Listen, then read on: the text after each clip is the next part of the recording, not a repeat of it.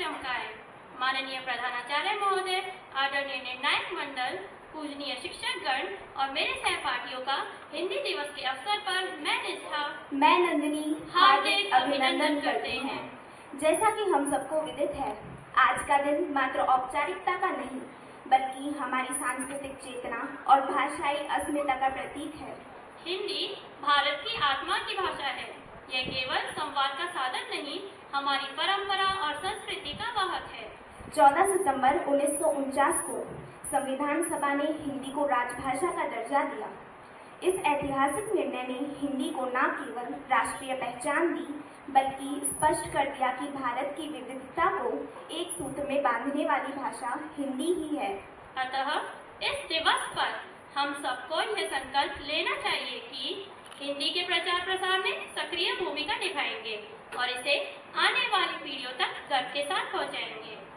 इसी श्रृंखला में आज हमारे विद्यालय में वाद विवाद प्रतियोगिता का आयोजन किया जा रहा है।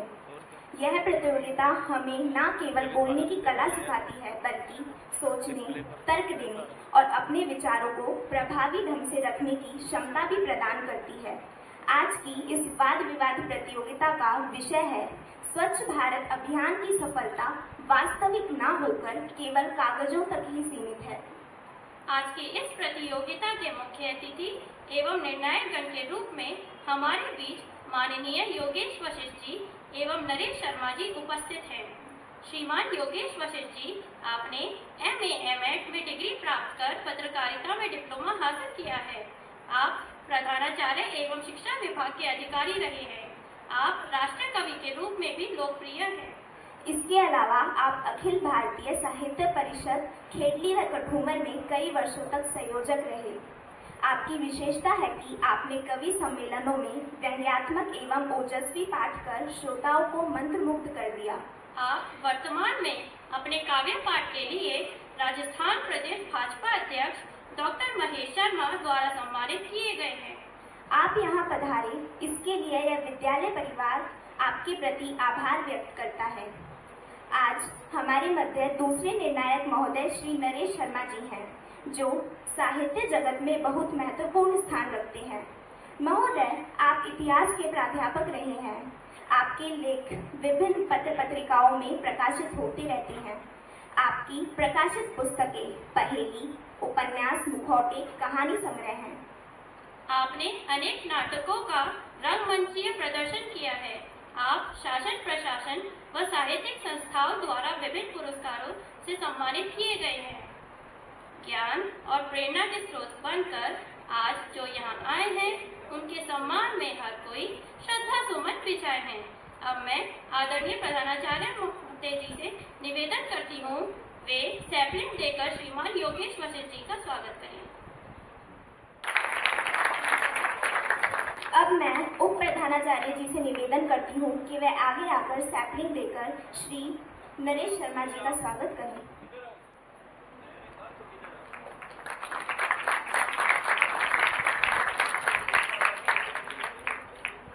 जगमगाता प्रकाश अंधकार को दूर करने और हमारे जीवन में प्रकाश फैलाने का प्रतीक है। इस अमर ज्योति को प्रज्वलित करने के लिए अब मैं प्रधानाचार्य महोदय, उप प्रधानाचार्य जी, सिस्टर टेसी रोज एवं माननीय निर्णायक गण को आमंत्रित करती हूँ, वे आगे आकर दीप प्रज्वलित करें।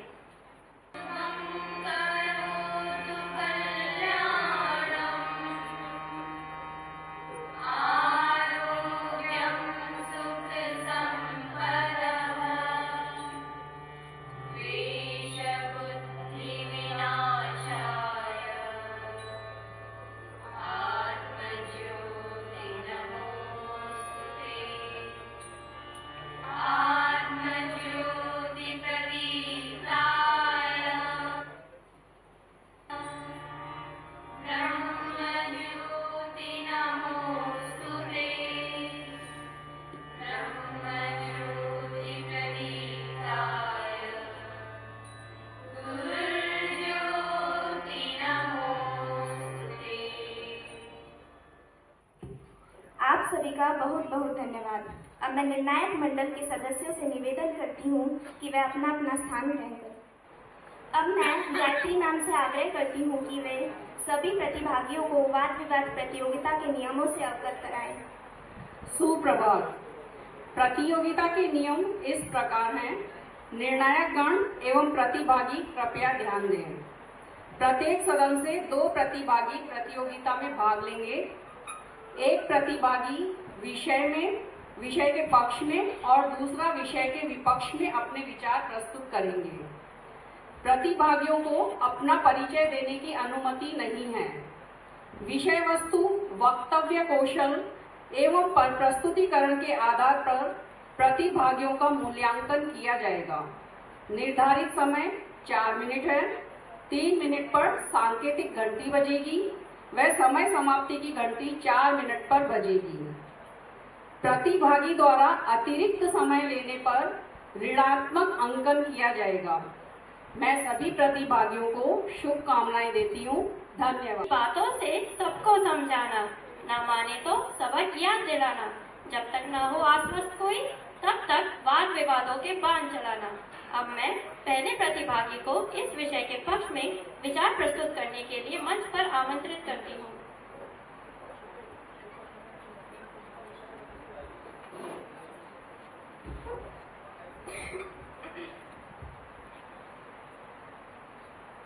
आदरणीय प्रधानाचार्य जी, सम्मानीय निर्णायक मंडल, पूजनीय शिक्षक जन एवं मेरे सहपाठियों, मैं क्रमांक संख्या 1 आप सबका हार्दिक अभिनंदन करती हूँ। आज की इस वाद विवाद प्रतियोगिता में मैं प्रतियोगिता के अत्यंत प्रासंगिक विषय स्वच्छ भारत अभियान की सफलता वास्तविक न होकर सिर्फ कागजों तक ही सीमित है के पक्ष में अपने विचार प्रस्तुत करने आई हूँ। महोदय, शायद मेरे विपक्षी बड़े सफाई से कहेंगे कि उनका ये स्वच्छ भारत अभियान बड़े जोरों शोरों से चल रहा है, लेकिन मैं इनके इस वक्तव्य से बिल्कुल भी सहमत नहीं हूँ। महोदय, हम सब जानते हैं कि शुरुआत में यह अभियान बड़े जोश के साथ शुरू हुआ था, लेकिन आज हम क्या देखते हैं? हमारी सड़कें गंदगी से भरी पड़ी है। हर कोने में कूड़े के ढेर पहाड़ों का रूप धारण कर रहे हैं और तो और नालियों का गंदा पानी तो सड़कों पर बहता रहता है। मैं आपसे पूछती हूँ, अगर ये अभियान वाकई में सफल है तो हमारी सड़कें और सार्वजनिक स्थान अभी तक गंदे क्यों रहते हैं? दूसरी बात, कागजों पर तो हजारों शौचालय बन गए हैं, लेकिन हकीकत में तो कुछ और ही देखने को मिलता है। उनमें से कुछ अनुपयोगी है, कईयों में पानी की आपूर्ति नहीं है और तो और कुछ तो स्टोर रूम में तब्दील हो गए हैं। मान्यवर, अगर ये सुविधाएं लोगों के लिए व्यवहारिक नहीं है तो ये लोगों के सामने सूचना पत्रों में बड़े बड़े आंकड़े दिखाने का क्या फायदा? क्या आप जानते हैं, ये स्वच्छता अभियान सिर्फ प्रचार के लिए और तस्वीरों के लिए ही होता है।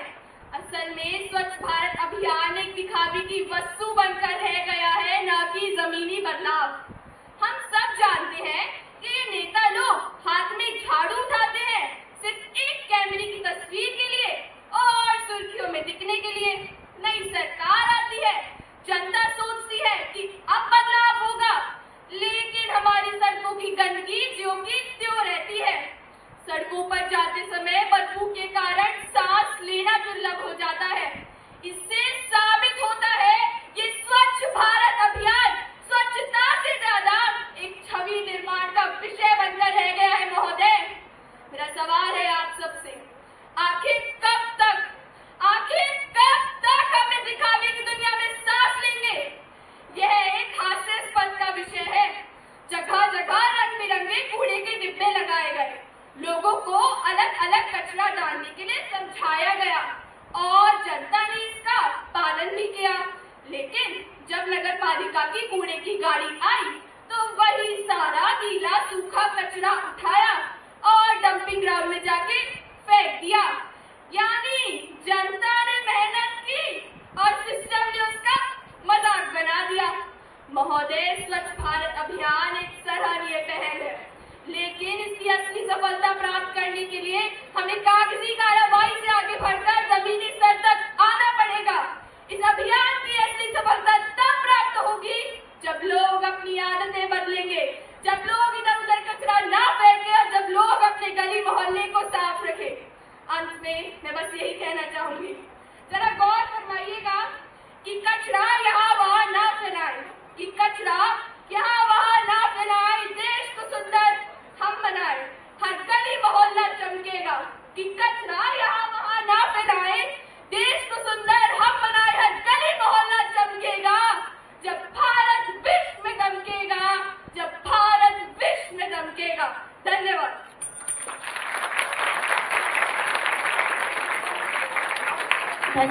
क्षमा किए, आपने बहुत सशक्त तर्क प्रस्तुत किए। शब्दों की ताकत तलवारों से कम नहीं होती। वाद विवाद का मंच है, हर स्वर अनमोल है और जीत का प्रतीक है। इसी तर्क वितर्क की बौछार करने के लिए अब मैं क्रमांक 2 को मंच पर आमंत्रित करती हूँ। मंच पर आए और विषय के विपक्ष में अपने तर्क प्रस्तुत करें। कागज पर लिखे हुए सपने जब जनता के हाथों में पहुंचते हैं तो वे केवल सपने नहीं रहते, वे आंदोलन बन जाते हैं। सुप्रभात आदरणीय प्रधानाचार्य महोदय, सम्मानीय निर्णायक मंडल, पूजनीय शिक्षक वृंद एवं मेरे सहपाठियों का मैं क्रमांक संख्या 2 हार्दिक अभिनंदन करती हूँ। आज की इस वाद विवाद प्रतियोगिता में मैं अत्यंत प्रासंगिक विषय स्वच्छ भारत की सफलता वास्तविक न होकर केवल कागजों तक सीमित है के विपक्ष में अपने विचार प्रस्तुत करने जा रही हूँ। महात्मा गांधी ने कहा था कि स्वच्छता स्वतंत्रता से भी अधिक महत्वपूर्ण है। जिस राष्ट्रपिता ने हमें आजादी का मार्ग दिखाया, उन्होंने स्वच्छता को स्वतंत्रता से भी ऊंचा स्थान दिया और उसी स्वप्न को साकार करने हेतु 2 अक्टूबर 2014 को स्वच्छ भारत अभियान का शुभारंभ हुआ। अब मेरे विपक्षी मित्र कहते हैं कि यह अभियान केवल कागजों तक सीमित है, तो मैं उनसे सीधा प्रश्न करना चाहूंगी, यदि यह केवल कागजी योजना है तो फिर देश भर में 11 करोड़ से अधिक शौचालयों का निर्माण कैसे संभव हुआ? यदि यह केवल दिखावा है तो फिर 6 लाख से अधिक गांव खुले में शौच से मुक्त कैसे घोषित हुए? यदि यह केवल आंकड़ों की कहानी है तो फिर विश्व स्वास्थ्य संगठन क्यों कहता है कि इस अभियान से 3 लाख से अधिक लोगों की जानें बची? क्या स्याही से लिखे आंकड़े किसी की जिंदगी बचा सकते हैं? क्या कागज की फाइलें बच्चों को बीमारियों से मुक्त करा सकती है? नहीं महोदय, बिल्कुल नहीं। हाँ, मैं मानती हूँ कि यात्रा अधूरी है, चुनौतियाँ अभी बाकी है। कई शौचालय उपयोग में नहीं है तो कई कचरे के ढेर अब भी दिखाई देते हैं। लेकिन क्या किसी भी क्रांति का परिणाम रातों रात दिखाई देता है?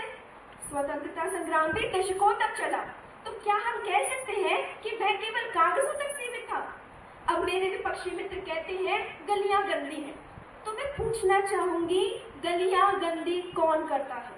सरकार या फिर आप और हम? यदि गलियां अस्वच्छ हैं, तो इसका अर्थ अभियान की असफलता नहीं बल्कि हमारी नागरिक चेतना की कमी है। यदि ये केवल और केवल दिखावा है तो उन लाखों सफाई कर्मियों की मेहनत को आप क्या नाम देंगे जो आधी रात को गलियों को साफ करते हैं? यदि ये केवल दिखावा है तो उन महिलाओं से पूछिए जिनके घर शौचालय बना और अब उन्हें जंगलों में जाने की मजबूरी नहीं। क्या उनका जीवन बदला नहीं? क्या उनका सम्मान नहीं बढ़ा? सरकार शौचालय बना सकती है, कचरा गाड़ी भेज सकती है, कूड़ेदान लगवा सकती है, परंतु जागरूकता और उपयोग में तो हमें ही लाना होगा। आज बच्चा बच्चा जानता है कचरा डिब्बे में डालो। आज हर कोई मानता है कि स्वच्छता केवल सेवा नहीं, संस्कार है। डॉक्टर एपीजे अब्दुल कलाम ने कहा था कि स्वच्छता केवल सरकार की जिम्मेदारी नहीं है, यह प्रत्येक नागरिक का नैतिक कर्तव्य है।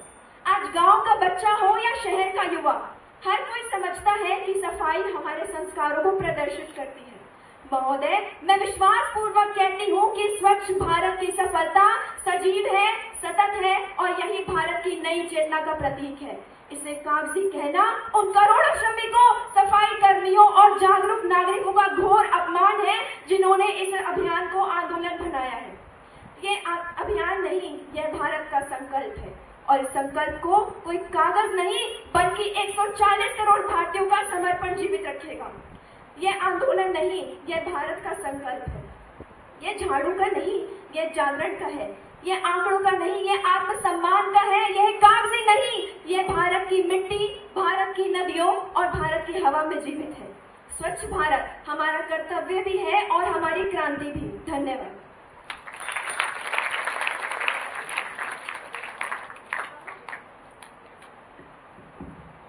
बहुत सुंदर क्रमांक 2 आपके शब्दों ने विपक्ष की मजबूत नींव रखी। लगता है आज मुकाबला वाकई दिलचस्प होने वाला है। पक्ष वाले सफाई का झंडा उठा रहे हैं तो विपक्ष वाले भी अपने शब्दों के बांध चलाने से पीछे नहीं हट रहे। प्रतियोगिता के इस क्रम में अब मैं अपने तर्क को प्रमाणित करने के लिए अगले वक्ता क्रम संख्या 3 को मंच पर आमंत्रित करती हूँ।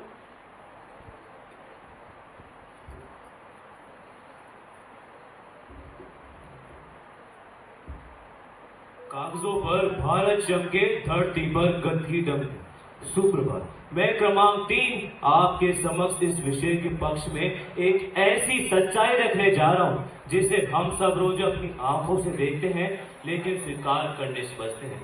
स्वच्छ भारत अभियान की सफलता वास्तविक नौकर सिर्फ कागजों तक ही सीमित है। स्वच्छ भारत अभियान को एक रूई का पहाड़ बनाकर आप सभी के सामने से परिकल्पनाएं दी जा रही हैं। किसी में भी सच को सच कहने की और झूठ को झूठ कहने की क्षमता नहीं है। मैं प्रधानमंत्री नरेंद्र मोदी जी की तारीफ करना चाहूंगा कि उन्होंने बापू के सपने को साकार करने के लिए एक योजना देश को दी, लेकिन इस योजना में जो काम किए गए थे उनकी देश को उम्मीद नहीं थी। आंकड़े कहते हैं देश में 10 करोड़ से ज्यादा शौचालय निर्माण कार्य किए गए, लेकिन महोदय आपको पता है जो शौचालय निर्माण कार्य किए गए थे वैसे शौचालय के नाम पर एकमात्र ढांचा था। मैंने देश में बहुत से उदाहरण देखे जहां शौचालय तो था पर उसके ऊपर छत नहीं थी।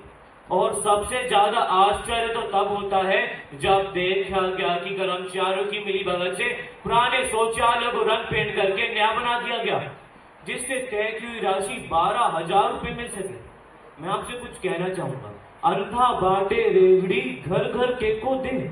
यह बात उन लोगों के ऊपर एक साथ साबित होती है जिन्होंने देश के गरीब लोगों के साथ शौचालय बनवाने के लिए ठगी की थी। उन्होंने सरकारी आंकड़ों को बढ़ाने के लिए अपने निजी मित्रों को सरकारी पैसा बिना किसी शौचालय निर्माण के खाते में डलवा दिया गया। महोदय, 130 करोड़ अधिक की जनसंख्या हमारी ताकत जरूर है, और अगर ताकत को दिशा न मिले तो यही ताकत कमजोरी भी बन सकती है। भारत में हर साल लगभग 6.2 करोड़ टन कचरा पैदा होता है, और इतने सारे कचरे का प्रबंधन आसान तो बिल्कुल नहीं था। यह कचरा नजर आने लगा सड़कों किनारे, पार्कों में, मैदानों में। देखते ही देखते साल दर साल इकट्ठा होकर खड़े हुए कचरे के पहाड़। और हाँ, मैं आपका दूसरी ओर ध्यान आकर्षित करना चाहूंगा कि आज भी देश में नगर निगम, नगर पालिका, नगर परिषद बहुत जबरदस्त भ्रष्टाचार कर रहे हैं। अपने निजी मित्रों को फायदा पहुंचाने के लिए सरकारी पूंजी को बड़े रूप में ठेका आवंटित किया जाता है। ठेका तो मिल जाता है लेकिन शहर की, गांव की सफाई की जिम्मेदारी नहीं। आज भी कई शहरों में सफाई व पानी निकास की कोई व्यवस्था नहीं है। केंद्र व प्रदेश सरकार स्वच्छ भारत मिशन के तहत करोड़ों रुपए खर्च कर रही है, परंतु आज भी कई गांव व शहर स्वच्छ भारत की धज्जियां उड़ाते नजर आ रहे हैं। अधिकांश गांव में सफाई नहीं हो रही और कई गांव में तो सफाई कर्मचारी भी नहीं आते। ज्यादा दूर क्यों जाते हो? हमारे शहर की हालत ले लो। थोड़ी तेज बारिश क्या हुई, सड़कें तरांताल बन गई, सारे नाले कचरे से अटे पड़े थे। ऐसे में पानी का निकास अवरुद्ध हो गया और सारा यातायात बाधित हो गया। नगर निगम भी नाले साफ जब करवाता है जब कोई बड़ा हादसा हो जाता है। बड़ी महंगी महंगी मशीनों को विदेश से आयात भी कराया गया, लेकिन वह खुद खड़े खड़े कचरे में बदल चुकी है।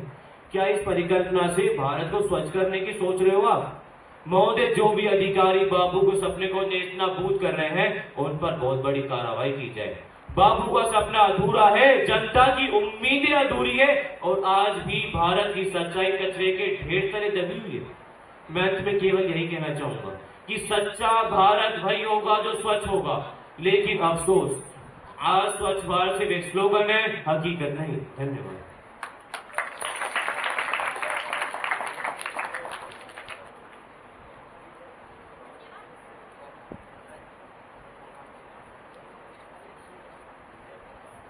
धन्यवाद। क्रमांक 3 विषय का पक्ष भी पूरे आत्मविश्वास के साथ मैदान में उतर चुका है।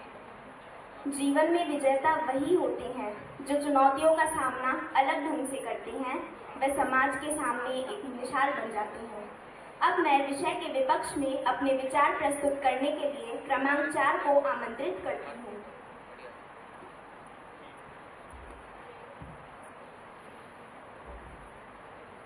निर्मल भारत स्वस्थ भारत।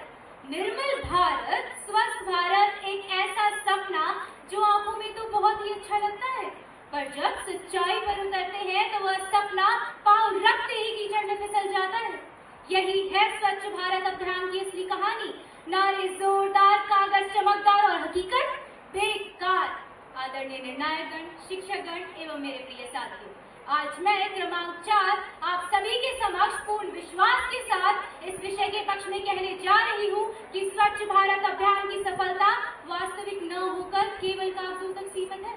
विपक्षी साथी मुझे आंकड़ों की बारिश कर सुनाएंगे कि इतने लाख शौचालय बने, इतने गांव खुले में शौच से मुक्त हुए, लाखों रुपए खर्च हुए, पर सवाल यह है क्या ये आंकड़े कभी हमारी आंखों से टकराए? आज भी कई शौचालय ऐसे हैं जो कि पानी रहित हैं और लोग उनके सामने ताला लटकते देखते हैं और मजबूरी में खेतों की ओर चले जाते हैं। शहरों में भी साफ सफाई की तस्वीरें केवल स्वच्छता रैंकिंग सर्वे वाली पोस्टर पर चमकती है, न कि गली मोहल्लों में। सदन को जानकर आश्चर्य नहीं होना चाहिए कि जब 2019 में सरकार ने यह दावा किया था कि देश पूर्ण रूप से खुले में शौच से मुक्त हो गया है, उसी साल संसद में यह सवाल उठा था, क्या ये दावा जमीनी स्तर पर सही है? और जवाब में सुनिएगा सरकार ने क्या कहा।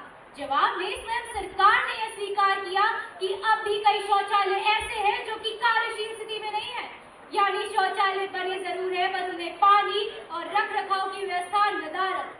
रिपोर्टों के अनुसार इस अभियान में करीबन 90,000 करोड़ रुपए खर्च किए गए, लेकिन महोदय याद कीजिए इस रकम का सबसे बड़ा हिस्सा विज्ञापन प्रचार नेताओं की झाड़ू थामे तस्वीरों में चला गया और सफाई कर्मियों का वेतन, उनकी सुरक्षा, उनके उपकरण सब पीछे छूट गया।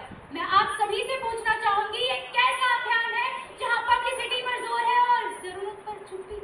अब सवाल यह है कि समाज के व्यवहार में बदलाव आया, और अगर आया तो आज भी लोग सड़क पर थूकते क्यों? सरकारी दफ्तरों की दीवारें पान की पीक से रंगीन है? आपने गौर किया होगा जब आप रेलवे स्टेशन पर जाते हैं तो वहाँ पर स्वच्छ भारत का बोर्ड चमकता है और ठीक उसके नीचे ही महोदय गंदगी का ढेर भी उतना ही चमकता है। महोदय असली सफाई अभियान तो वहाँ है जहाँ लोग बिना कैमरा और माइक्रोफोन के झाड़ू उठाए, पर अफसोस मुझे इस बात का है कि मेरे देश भारत में यह अभियान केवल फोटोशूट संस्कृति का हिस्सा बन गया, जहाँ नेता आते हैं, झाड़ू उठाते हैं, 5 मिनट झाड़ू चलाते हैं और जाते जाते कैमरा में स्वच्छ भारत का संदेश दे देते हैं। अब आप बताइए क्या ये मजाक नहीं है कि रिपोर्टों में भारत सबसे साफ दिखता है और असलियत तो मैंने आप सभी के सामने रखी है। विपक्षी मित्र कहेंगे कि यह अभियान सफल हुआ, पर अगर सफल हुआ होता तो आज भी दिल्ली जैसे महानगरों में डेंगू और मलेरिया के मरीज कतारें ना बढ़ा रहे होते, गंगा और यमुना जैसी नदियां, पवित्र नदियां कचरे और रासायनिक द्रव से भरपूर न होती। इस अभियान ने हमें खूब पोस्टर, विज्ञापन और नेताओं की झाड़ू थामे तस्वीर और चमचमाते रिपोर्ट कार्ड दिए हैं, लेकिन असली गली, असली नाली, असली अस्पताल और असली गांव गवाही देते हैं कि यह अभियान कागजों के बाहर नहीं निकला। धन्यवाद।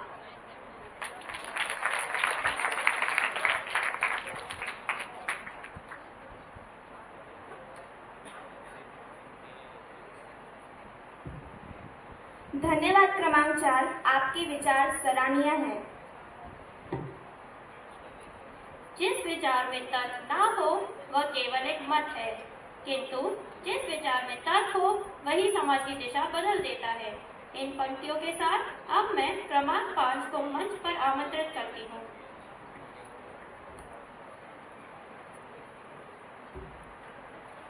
कागजों पर लिखे स्वच्छता के आंकड़े देश की बड़ी सुंदर तस्वीर दिखाते हैं, लेकिन जब चारों तरफ कचरे का ढेर, बदबूदार नालियां दिखती है तो पता चलता है कि आंकड़ों की मनगढ़ंत कहानी सिर्फ कागजों और भाषणों के लिए ही बनी है। सुप्रभात सभी उपस्थित विद्वजनों का मैं इस मंच से अभिवादन करती हूँ। मैं क्रमांक नंबर 5 आज की इस वाद विवाद प्रतियोगिता के विषय स्वच्छ भारत अभियान की सफलता वास्तविक न होकर सिर्फ कागजों तक ही सीमित है के पक्ष में अपने विचार प्रस्तुत कर रही हूँ। मेरे सपनों का भारत, आधुनिक भारत, या यूं कहें कि छोटी नस्ली बनाम भारत। माफ कीजिएगा महोदय, विषय पर अपने विचार प्रस्तुत करने से पहले मैं अपनी व्यथा व्यक्त करना चाहती थी कि जब बात हो रही है भारत के शीर्ष पर पहुंचकर बुलंदियों को छूने की, पूरी दुनिया में अपना लोहा मनवाने की, तो विडंबना देखिए महोदय। देश की आधारभूत आवश्यकता स्वच्छता वाद विवाद के कटघरे में आकर खड़ी हो गई है।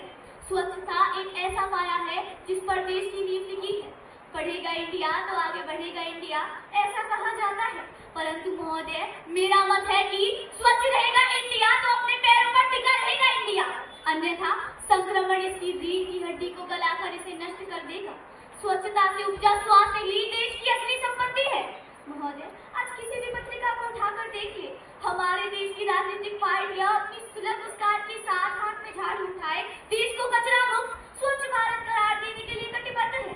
परंतु महोदय, मैं यह बात अत्यंत दावे के साथ कह सकती हूँ कि जिस स्वच्छता अभियान को एक सशक्त कदम मानते हुए देश के हित में शुरू किया गया था, उसकी वास्तविकता एकदम खोखली है, निराधार है, सिर्फ और सिर्फ कागजी है। और अपना बात स्पष्ट करते हुए महोदय, मैं स्वयं को एक मजबूत वक्ता के रूप में साबित कर हर्ष का अनुभव नहीं कर रही हूँ, बल्कि इस समय मेरी आत्मा पीड़ा का अनुभव कर रही है, क्योंकि मेरे द्वारा कहा गया एक एक शब्द देश की दुर्दशा बयां कर रहा है।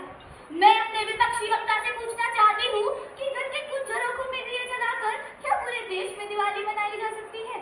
उसी प्रकार कुछ चुनिंदा शहरों की चकाचौंध दिखाकर पूरे देश को कचरा मुक्त घोषित नहीं किया जा सकता। और इस प्रयास में हमारे राजनीतिक दल और विपक्षी का तो बिल्कुल भी ध्यान नहीं गया होगा कि इस लिपाई पुताई में वे स्वयं को कितना भी माहिर समझते हैं। परंतु आज गांव शहरों की दुर्गंध युक्त नालियां, कचरे के ढेर व खुले में शौच की बढ़ती दर चीख चीख कर अपनी सच्चाई बता रही है। स्वच्छता अभियान जो कि 2 अक्टूबर 2014 को इस सोच के साथ शुरू किया गया था कि 2019 यानी महात्मा गांधी की 150वीं जयंती पर देश को कचरा मुक्त व ODF यानी खुले में शौच से मुक्त भारत घोषित कर दिया जाएगा, और ऐसा किया भी गया, लेकिन सिर्फ कागजों पर। यह भारत का सबसे बड़ा मिशन जो कि 2019 तक 100 करोड़ शौचालय बनाने का दावा करता है, परंतु इन आंकड़ों में कोई सच्चाई नहीं है। भूमिहीन व्यक्तियों, खानाबदोश जातियों, प्रवासी मजदूरों आदि आज भी सुविधा से वंचित है, फिर कैसे देश को ODF घोषित किया जा सकता है? एक सर्वे के अनुसार 50% घरों में शौचालयों के लिए कोई आवेदन नहीं हुआ। 90% से अधिक लोगों के अनुसार पंचायतों द्वारा न कोई जागरूक शिविर लगाया गया और न ही कोई ऐसी पहल हुई। आधे से अधिक गाँवों में या तो शौचालय बने नहीं या फिर अधूरे हैं। फिर सरकार को ODF घोषित करने की इतनी जल्दी क्या थी? इसका भी तो वही जाने महोदय। अब अपने विचारों को विराम देते हुए महोदय, मैं पूरी सजगता के साथ यह कहना चाहती हूँ कि मेरा उद्देश्य इस अभियान पर प्रश्न चिन्ह लगाना नहीं है, बल्कि इस महत्वाकांक्षा को संभव बनाना है, जिसके लिए हमें इसकी कमियों का निरीक्षण करना होगा और उन कमियों को स्वीकार भी करना होगा, ताकि एक नई स्फूर्ति व नए प्रयासों के साथ देश को स्वच्छ बनाया जा सके। धन्यवाद। का हिस्सा है। सुप्रभात, आज मैं क्रमांक 6 आपके समक्ष विपक्ष में अपने विचार रखने जा रहा हूँ। मेरे साथी जो ये चिल्ला चिल्ला कर बोल रहे हैं कि स्वच्छ भारत अभियान वास्तविक नहीं है, मैं उनको बताना चाहता हूँ कि स्वच्छ भारत अभियान योजना से पहले देश में करीब 80% लोग खुले में शौच करके वातावरण को प्रदूषित और खुलेआम बीमारी को निमंत्रण दे रहे थे। और हाँ, देश में महिलाओं को खुले में शौच करना किसी लज्जा से कम नहीं था। देश के नागरिकों में स्वच्छता को लेकर इतनी जागरूकता नहीं थी। लोग खुले में सार्वजनिक स्थलों पर जहां मन किया वहां पर शौच करते थे। यह हमारे लिए लज्जित होने की बात थी। गलियों और बाजारों की हालत इस गंदगी से बची हुई नहीं। देश के सभी सार्वजनिक तथा विरासत स्थलों पर भी कूड़े के अंबार लगे हुए देखे। महोदय, से विडम्बना नहीं तो और क्या कहा जाए कि आज अधिकतम घरों में मोबाइल तो कहीं है, लेकिन शौचालय नहीं है। यह हम लोगों की स्वच्छता के प्रति उदासीनता, लापरवाही, उपेक्षा को दर्शाता है। हमारे देश के राष्ट्रपिता बापू का एक सपना था, अपना भारत स्वच्छ हो, और ये देश के लिए एक और सबसे बड़ा अभिशाप था। बापू के सपने को साकार करने के लिए देश के यशस्वी प्रधानमंत्री जी ने 15 अगस्त 2014 को लाल किले की प्राचीर से भारत को स्वच्छ रखने के लिए स्वच्छ भारत अभियान योजना की घोषणा की। स्वच्छता एक संदेश था जो किसी भारतीय को अपने मस्तिष्क में बैठाना था। इसीलिए इसके लिए एक विशेष दिन चुना गया। वह दिन था बापू की 150वीं जयंती। इस योजना का सबसे बड़ा उद्देश्य था कि भारत को खुले में शौच से मुक्त बनाना। देश में इस योजना को निम्न वर्ग के व्यक्ति के पास पहुंचाने के लिए आर्थिक सहायता के रूप में केंद्र सरकार तथा राज्य सरकारों को द्वारा एक निश्चित अनुपात 3:1 तय किया गया। क्या आप जानते हैं, भारत के पूर्वोत्तर राज्यों उनको समाज की मुख्य धारा में जोड़ने के लिए 100% राशि भारत सरकार के द्वारा दी गई। इसके लिए केंद्र सरकार की तरफ से शौचालय बनाने के लिए 12,000 रुपए की राशि भी तय की गई थी। इस योजना को प्रचार प्रसार के माध्यम से स्वच्छता का संदेश गांव-गांव तथा गली-गली तक पहुंचाया गया, ताकि देश की अंतिम पंक्ति में खड़ा व्यक्ति भी स्वच्छता के लिए जागरूक हो। इस अभियान को सफल बनाने हेतु देश के सांसदों ने आदर्श ग्राम योजना का तहत गांव को गोद लिया। समाज के हर व्यक्ति, विशेषकर महिलाओं की भागीदारी तय की गई थी। देश के सबसे बड़े दुश्मन प्लास्टिक को रिसाइकल करके उसका सर्वोत्तम पदार्थ तैयार किया जा रहा है, जो देश की सड़क निर्माण में प्रयोग किया जा रहा है। यही नहीं, देश में करीब 10 करोड़ से भी ज्यादा शौचालय बन चुके हैं। 90% गांवों में सर्वाधिक शौचालय निर्माण कर गांवों को खुले में शौच से मुक्त किया गया। खुले में शौच मुक्त गांवों को पुरस्कार से भी नवाजा जाता है।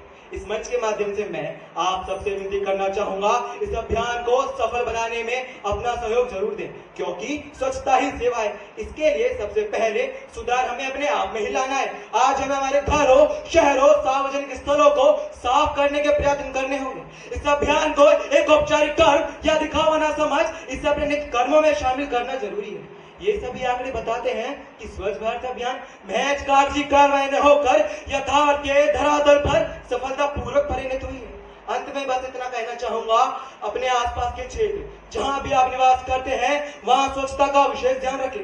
धन्यवाद। आदरणीय शिक्षकों और मेरे प्यारे साथियों, आज मैं क्रमांक नंबर 7 यहाँ खड़ी होकर ये कहना चाहती हूँ कि स्वच्छ भारत अभियान सिर्फ कागजों तक नहीं, बल्कि धीरे धीरे वास्तविक में ढलता एक इशारा है। किसी भी सामाजिक आंदोलन की सफलता केवल एक तराजू से नहीं तोली जाती। आज हमारे सामने एक तरफ सपनों के आंकड़े हैं और वहीं दूसरी तरफ जमीनी चुनौतियां।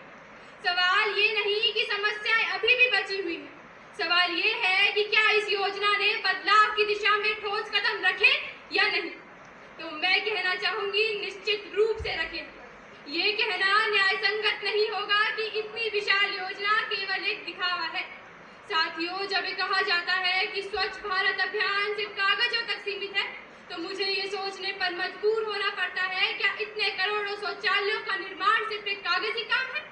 सरकार के आंकड़ों के अनुसार साल 2014 से साल 2019 तक लगभग 11 करोड़ घरेलू शौचालय बनाए गए। विश्व स्वास्थ्य संगठन और यूनिसेफ की 2019 की रिपोर्ट ये बताती है कि भारत ने खुले में शौच करने वालों की संख्या पर विश्व स्तर पर गिरावट हासिल की।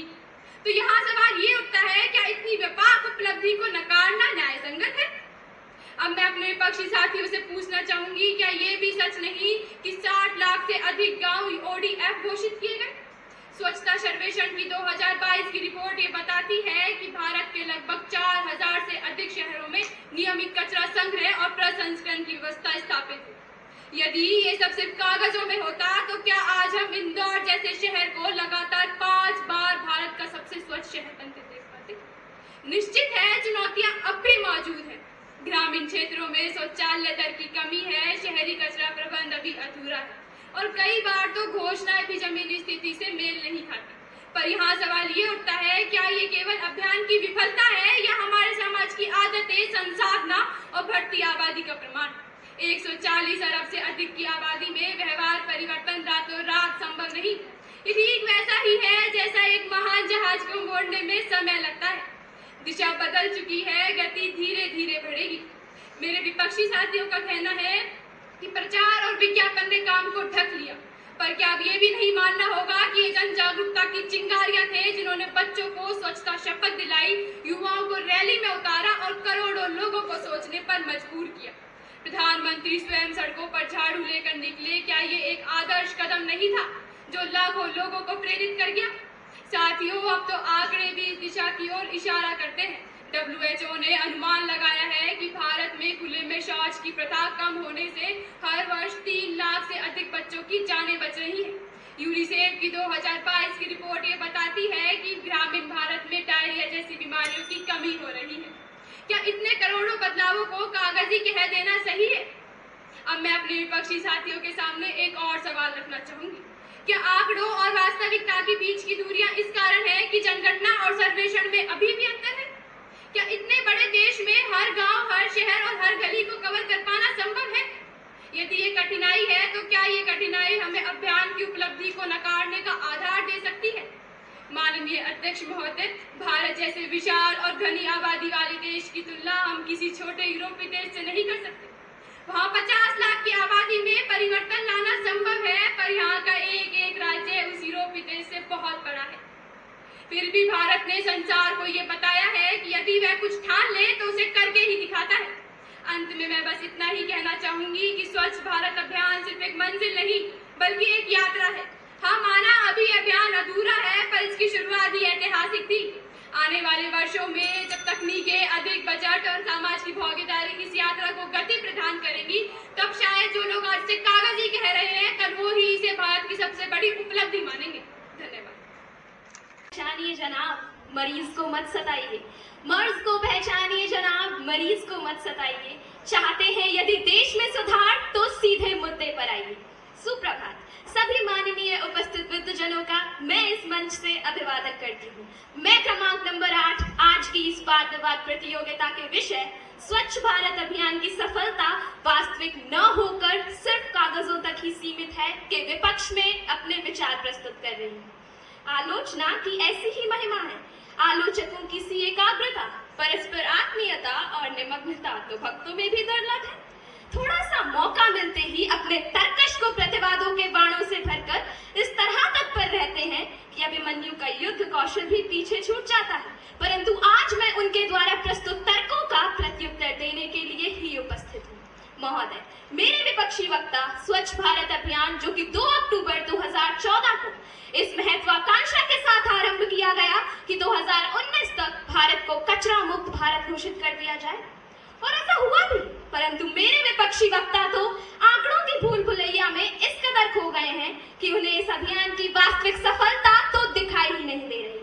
महोदय, मेरे मत से इस अभियान की सफलता तभी सुनिश्चित हो गई थी जब इस विषय पर व्यापक जन जागरण हुआ, क्योंकि यदि किसी देश में एक विशाल जन समुदाय को एक नई विकसित और स्वस्थ विचारधारा की ओर मोड़ दिया जाए तो वह अभियान स्वतः ही सफल कहलाता है।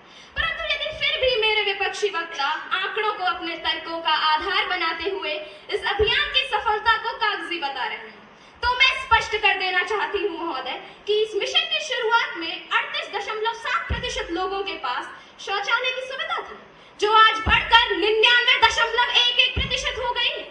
मैं इस बात से पूरी तरह सहमत हूँ महोदय कि आंकड़े समयानुसार ऊपर नीचे हो सकते हैं। मेरे विपक्षी वक्ता चाहते हैं कि सूरज भी निकल जाए और नींद भी बाधित ना हो, जबकि यह सार्वभौमिक सत्य है कि जब भी परिस्थितियां बदलती हैं तो परिदृश्य भी परिवर्तित होता है।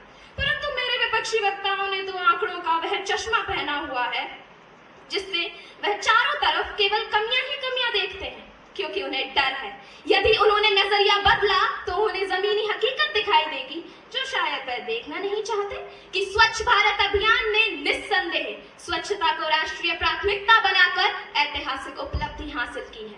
स्वच्छता की बात की जाए तो सबसे पहले ओडी अर्थात खुले में शौच की बात आती है, जो हमारे वातावरण को संक्रमित करता है।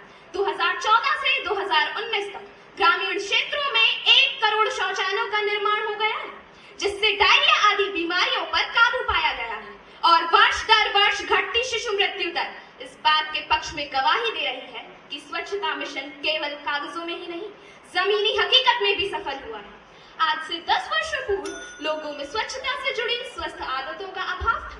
वे अपनी जातिगत प्रथाओं, अंधविश्वासों व आंचलिक मान्यताओं के दायरे तक ही सीमित थे। परंतु इस अभियान ने ही जन जागरूकता का कार्य कर एक जन आंदोलन छेड़ा, जिसके अंतर्गत स्वच्छता पखवाड़ा, स्वच्छता ही सेवा, कचरा मुक्त भारत आदि कार्यक्रमों को गति प्रदान की गई।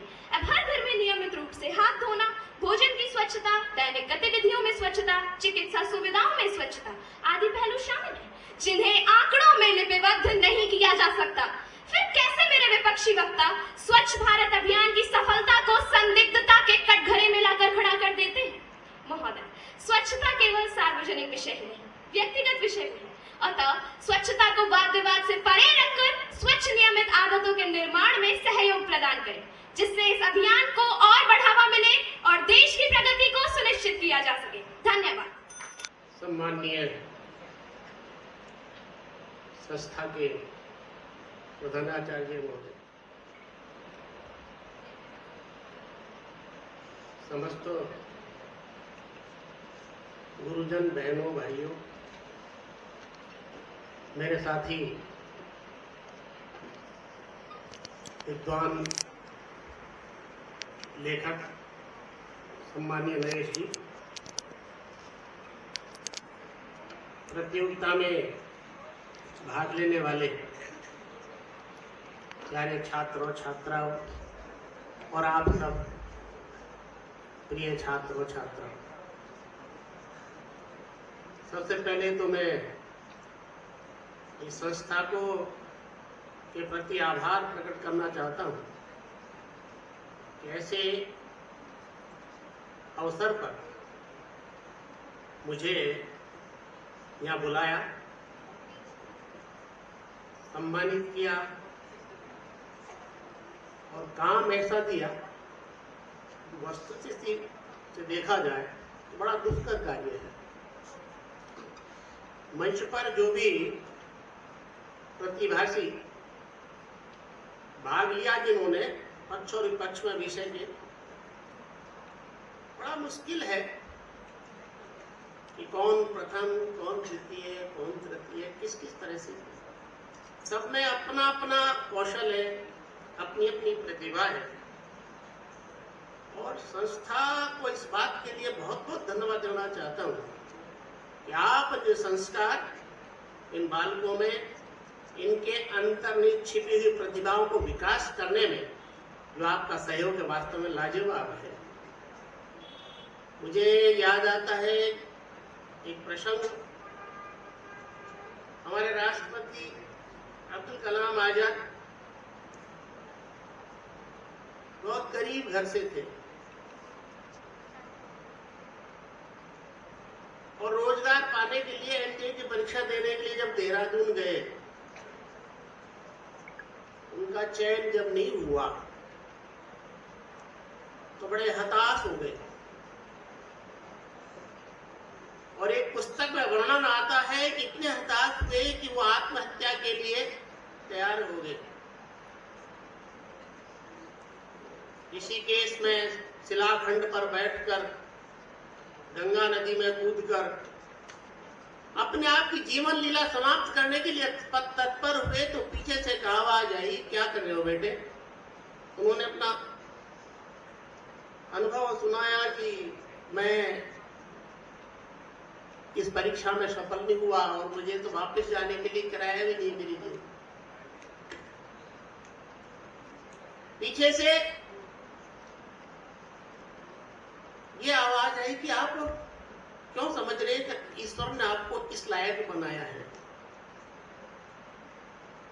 हो सकता है कि आपको कोई और भी अच्छा अवसर ईश्वर प्रदान करना चाहता हो।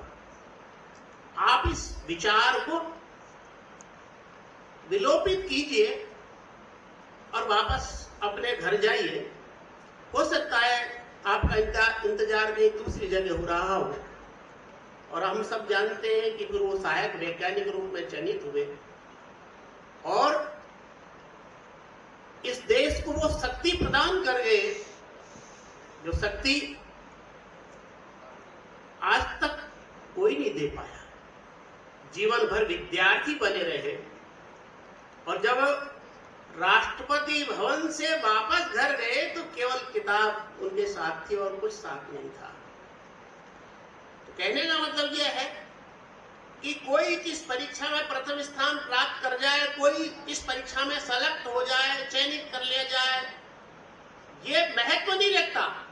महत्व ये रखता है कि हम जहां भी हैं वहां इस समाज के लिए, इस राष्ट्र के लिए कितने उपादेय हैं, यह महत्व रखता है। आज आपका विद्यालय जो कि अंग्रेजी माध्यम का विद्यालय है, लेकिन हिंदी में जो हिंदी का वक्तृत्व शैली के कौशल मैंने देखा, वास्तव में दंग रह गया कि अंग्रेजी माध्यम के विद्यालय में भी हिंदी भाषा में इतने प्रवीण हैं छात्र कि अपने विचारों की अभिव्यक्ति निर्बाध रूप से देते हैं। उनकी प्रभावोत्पादकता है बहुत ही अच्छी है। मैं आपके विद्यालय को, आपके इस कर्म को, जो कर्म आप कर रहे हैं, इसका भूरी भूरी प्रशंसा करता हूं और शुभकामनाएं देता हूं कि ईश्वर जिस काम में आप लग रहे हैं उस काम में आपको श्रेष्ठता प्रदान करे और आपके विद्यालय से निकले हुए बालक इस समाज के लिए, इस राष्ट्र के लिए उपयोगी सिद्ध हो। इस अवसर पर बहुत ज्यादा न कहते हुए, क्योंकि अभी प्रतियोगिता दूसरी है, मैं इतना ही कहना चाहता हूं कि हिंदी जो भाषा है वो एक ऐसी भाषा है, संपूर्ण उत्तर भारत की सारी बोलियां, इस राष्ट्र के संपूर्ण वांग, प्राचीनतम वांग में से निकले हुए शब्द, उन शब्दों को जब ग्रामीण परिवेश में लाया गया तो उनसे तद्भव निकले हुए शब्द, विदेशी भाषाओं के शब्द सारे इसमें समागम किए हुए हैं। हिंदी का विकास जब हुआ 12वीं सदी में, उससे पहले अपभ्रंश भाषा चलती थी, प्राकृत भाषा चलती थी, तो हिंदी में बहुत सारे इलाकों के, बहुत सारी बोलियों का एक संगम आया और हिंदी ने अपना द्वार खोला। और भारतेंदु हरिश्चंद्र ने हिंदी को गद्यमय बना करके हिंदी में वैज्ञानिक शब्दावली का जो धीरे धीरे विकास हुआ, तो हिंदी एक ऐसी भाषा बन गई जो विश्व के पटल पर अपनी पहचान रखती है। मैं छोटी सी घटना आपको बताता हूं कि कैसे हिंदी में कैसे कैसे शब्द आ जाते हैं। मैं जो 3री कक्षा में पढ़ता था तो मैं विद्यालय जाता था तो एक पेन मिलता था। एक दिन पिताजी मुझे पेन दिया, दूसरे दिन तो पेन खो गया। तीसरे दिन फिर जब मैं बिना पेन के गया तो पिताजी बड़े नाराज हुए, उन्होंने फिर एक पेन ला के दिया, फिर वो भी खो गया। तो एक दिन को बड़ा गुस्सा आया। गुस्सा जब आया तो मेरे को पढ़ाने बैठ गए। हालांकि खुद बहुत कम पढ़े लिखे थे, क्या विद्यालय में गए, मेरे को पढ़ाने बैठ गए, पढ़ो। तो मैं 3री कक्षा के पाठ पढ़ रहा था, निर्मला प्रतिदिन समय पर विद्यालय जाती है। जब मैं उसको आगे पढ़ने लगा तो उसमें समय जो शब्द आया तो मेरे पिताजी ने मुझसे पूछा समय का क्या मतलब होता है। अब मैं समय को जानता तो था कि समय क्या है, लेकिन समय का अर्थ क्या है ये नहीं जानता था। समय है क्या अभिव्यक्ति नहीं थी, तो मैंने अगला शब्द बोल दिया, क्योंकि अर्थ का मतलब नहीं जानता था मैं। अर्थ क्या है, मीनिंग क्या है, ये नहीं जानता था। तो जो उससे पुस्तक में से अगला शब्द बोल दिया तो बहुत जबरदस्त मेरे गाल पर चांटा मारा उन्होंने। और उन्होंने अपनी भाषा में मुझे अर्थ बताया कि समय का मतलब होता है वक्त, यानी उसका शुद्ध रूप वक्त होता है, और ग्रामीण भाषा में उसको कहते हैं वक्त। अब मेरे दिमाग में आया कि क्या पूछना चाह रहे। अब मैं वक्त भूल गया। दोबारा उन्होंने पूछा भाई बताओ क्या है समय का मतलब। तो सहसा मेरे मुख से निकल गया टाइम, यानी टाइम बदल गया। लेकिन वो अंग्रेजी का शब्द मेरे दिमाग में आ गया। मैं नहीं जानता था कि शब्द अंग्रेजी का है, लेकिन हिंदी ने इसको अपनाया है। हिंदी अपनाने वाली भाषा है, क्योंकि भाषा में गत्यात्मकता है। भाषा यदि रिजिड हो गई, सख्त हो गई, कठोर हो गई, बदली नहीं तो आने वाले समय के साथ भाषा नहीं चलेगी। समय पर जो आवश्यकताएं हैं वो भाषा उसकी पूर्ति नहीं कर पाएगी। इसलिए धीरे धीरे हिंदी विश्व पटल पर पहुंच रही है, और तब हिंदी इंग्लिश भी बन रही है। हमारे बहुत सारे जो सीईओ हैं, विदेशों में जाकर अच्छी सर्विस करते हैं, वो आधी हिंदी आधी अंग्रेजी बोलते हैं। तो उनसे एक व्यापकता है ये भाषा में। तो आप जिस काम को कर रहे हैं, और बच्चों ने जो विशुद्ध हिंदी यहाँ से प्रसारित की, मैं दंग रह गया कि वास्तव में बच्चे बड़े मेहनती हैं, उनको एक बहुत अच्छा मार्गदर्शन मिल रहा है। मैं आपकी संस्था को पुनः आपकी संस्था की सफलता के लिए शुभकामनाएं देना चाहता हूं, और एक बार फिर आपका आभार प्रकट करना चाहता हूं। जय हिंद, जय Bharat. Good morning. Good morning. So after listening to such a wonderful presentation, you all slept off or what? Or were you interested in listening to what was being said over here? Many of you were talking over there, I could hear, just talking and not listening to such a wonderful presentation. Sometimes we think, okay, we know the topic, what it is. It is about the cleanliness, it's about the Swachh Bharat Abhiyan, etc. and etc. about which you listen, even the slogan that we listen every day in the streets. We can listen to this music, no, every day. One of them said about that, they spoke about it, and you listen to that. And one of them just said, this is all not the work of the government alone. It is the work of each one of us, each citizen. If there is difficulty in accomplishing this, it is because सच्ची नागरिक चेतना की कमी है. किसी ने कहा सच्ची नागरिक चेतना की कमी है. ये कमी हम इस विद्यालय में भी देखने को मिलता है. इस कमी को मिलता है कि नहीं मिलता है? जरूर मिलता है. जब आप यहाँ से उठ के जाएंगे तब भी यहाँ वहाँ कागज के टुकड़े मिल सकता है. आपके क्लास में जाएंगे तो मिल सकता है कागज के टुकड़े. और मेजों पर जो जिस तरीके के चित्र आप बनाते हैं, जिस तरीके की भाषा आप उस पर लिखते हैं, व्हाइटनर से करते हैं नहीं करते हैं? जो प्लाई इस पर लगा हुआ है उसको उखाड़ते हैं, तोड़ते हैं, चौक से एक दूसरे को मारते हैं, फेंकते हैं एक दूसरे के ऊपर. यह है सच्ची नागरिक चेतना जो हमारे अंदर विकसित हो रहा है. ये सच्ची नागरिक चेतना हमारे अंदर विकसित हो रहा है. और आप के बारे में कहे जाएंगे हमारे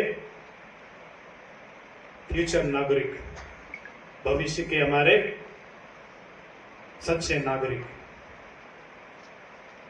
ब्रेक के लंच के बारे में, लंच के बाद अगर ग्राउंड में जाएंगे ऐसे लगता है कि यहाँ पर मेला जस्ट खत्म हुआ है, मेला मैदान था. तो इस तरीके से जब हम चेतना को अपने अंदर बढ़ाते हैं, इस तरीके की चेतना जो गलत है, क्या हम सच्चे नागरिक कहे जाएंगे? बिल्कुल नहीं. तो ये काम जो है हमारे घरों को सिर्फ साफ रखना नहीं है. हमारी चेतना सिर्फ हमारे घरों तक सीमित है. हमारे घर के बाउंड्री के बाद हमारे पड़ोसी के सामने हमारे गंदे नाले की पानी जाए, कोई दिक्कत नहीं है. हमारे घर के सामने सफाई होनी चाहिए. हम झाड़ू करके मैं देखता हूँ लोग दूसरे के घर के सामने कर देते हैं, उनके बाद उनको देखना है वहां क्या हटाना है, नहीं हटाना. We are all selfish. We are becoming selfish. So with such presentations, we need to learn from something from the presentation. So if we are not conscious, if we don't have the civic sense within ourselves, what we mean by the civic sense, we don't become selfish. We need to take the society at large, our nation at large. Otherwise, all these undertakings will remain just in the papers.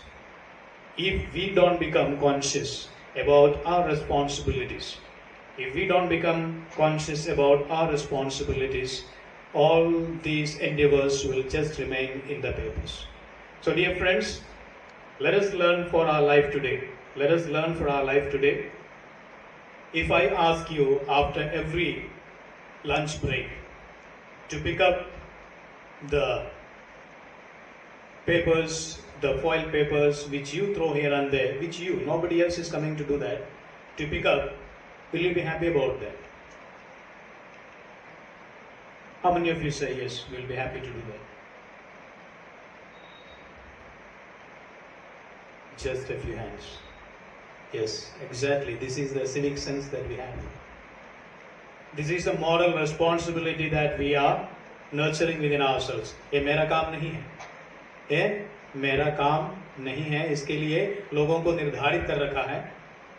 मैं झुककर इस कचरे को उठा नहीं सकता जिसे आपने ही फेंका है ना, किसी और ने नहीं किया. लेकिन आप इस बात से खुश नहीं होंगे, ना आप होंगे ना आपके पेरेंट्स होंगे. अगर मैं आपसे करवाऊंगा, कल शायद 10 पेरेंट्स मेरे पास सामने आएंगे, मेरे बच्चे से ये काम कैसे करवाए, मेरे बच्चे के हाथ में डस्टबिन कैसे पकड़वा दिए. सवाल करने के लिए होंगे. तो विचार करने का समय है, सोचने का समय है कि my responsibility, what is my responsibility? Am I willing to do what is supposed to be done? Okay, let us have this thought within us and learn something from these presentations. And I am very thankful to the judges today. They have done a very important work as sir ने बताया कि एक बहुत ही कठिन कार्य था उनके लिए कि किसी को पहला स्थान, दूसरा स्थान, तीसरा स्थान देना, क्योंकि सबों ने बहुत ही अच्छी प्रस्तुति दी है, एक से बढ़कर एक कहा जा सकता है। तो ये बहुत ही कठिन कार्य था, आपके द्वारा किया गया। आपको बहुत बहुत धन्यवाद। तो हमारे सामने विजेताओं का नाम मुझे बताना ही पड़ेगा, 3 जनों को देना ही पड़ेगा। और 100 जने दौड़ते हैं तो सभी फर्स्ट तो नहीं आ सकते, 1 या 2 या 3 आ सकते हैं, उससे ज्यादा नहीं। बल्कि इसका मतलब यह नहीं है कि बाकी सब हार गए, बिल्कुल नहीं। I always say all these presentations, all these are making you to learn something. That is the primary reason why we conduct all this, that you learn. Not only those who are presented, we also have learned something new from this endeavor. So I congratulate each of them for their hard work and their spirit with which they have presented their presentations. Let us put our hands together and congratulate them.